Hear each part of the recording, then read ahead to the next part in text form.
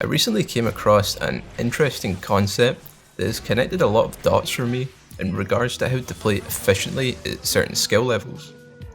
It's called the winners versus losers game. This game's winner is some company. The concept is discussed within an investing book written by Charles Ellis and is considered a classic within its field. Ellis compares how both professional and amateur athletes have to approach competition. He does this by explaining that a professional golfer would be playing what the author defines as a winner's game. This would be performing difficult shots, outplaying the competition, and generally just being better than the opposition. A loser's game would be the mentality an amateur golfer should take, making as few mistakes as possible, not going for risky plays, letting the opponent make all the mistakes. This means that the preferred way to win an amateur sport is to adopt this loser's mentality and allow your opponents to simply defeat themselves through what I would consider a type of risk mitigation. Welcome to Lee Carvello's Putting Challenge. The part that interests me about this the most is the parallels that can be drawn to playing competitive Melee. Something I've seen brought up a lot during my time playing competitively, and not just in Melee, is that some players struggle against weaker players and perform better versus more skilled ones. Though this can often just be someone overestimating their abilities, there is still some merit in analysing this statement. My advice for this has always been comparative to this loser's game mentality. Keep it simple, let them make the mistakes, and if you have good punish, you'll win. The reason this works at amateur skill levels is that nobody is knowledgeable enough to know what they're doing. Therefore, they're just prone to making mistakes that can be easily capitalised on if you wait.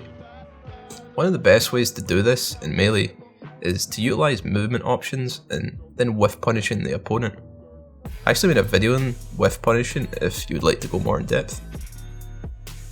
Just so we're on the same page here, I'm going to define an amateur as someone who doesn't make it out of pools at a major. Then, of course, a professional being someone who does make bracket at a major.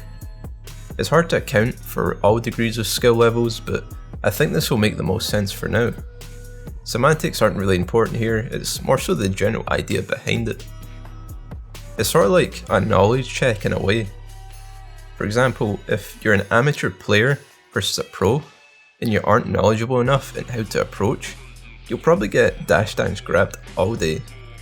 This is what the pro should do, and adopt the loser's mentality for this match. They recognise that their game plan doesn't need to be overcomplicated, and it'll just let their opponent fall into their lap. But if the pro attempts to make unnecessary plays, it gives the weaker player a chance for victory, adopting the winner's mentality versus the amateur.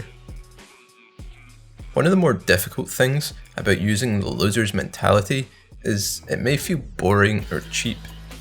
You may feel as though you're not being interactive with your opponent, and thus decide to do something risky for fun.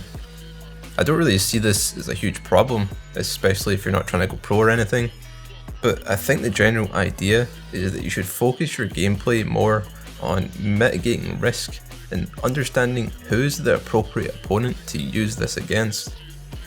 Overall, I think you will feel more satisfied with your gameplay if you take this approach, even though it might take some of the fun out of it.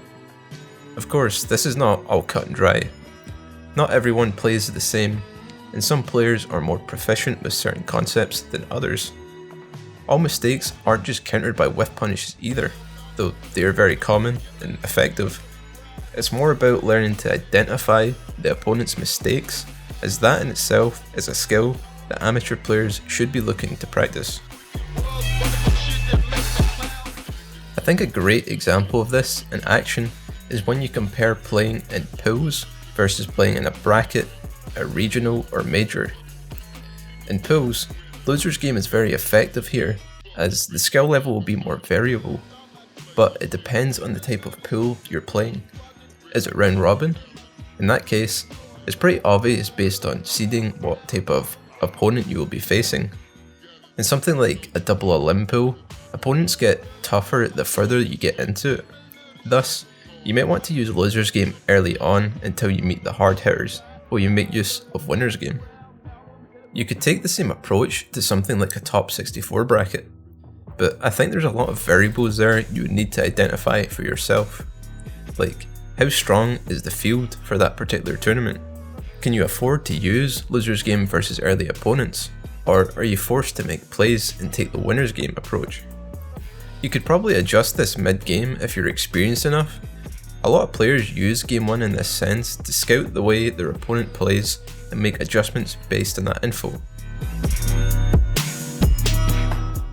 To summarise, in a loser's game, one should be looking to punish the opponent's unforced errors, meaning they will make the mistakes without you necessarily making them do it. You just capitalise on it. In a winner's game, you're looking to outplay your opponent by creating opportunities through your own educated decisions. The most important thing is to know which type of game you're playing.